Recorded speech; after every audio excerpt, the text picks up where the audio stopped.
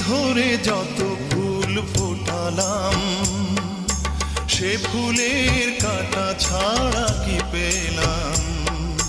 ভাগ্যের পরিহাসেরই নাম।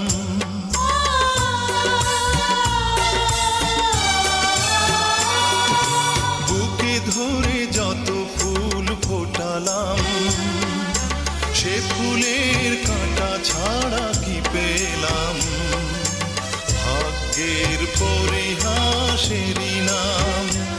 কেন নিয়তির কাছে বারে বারে হেরে যায় মানুষ এমন? আমার মতো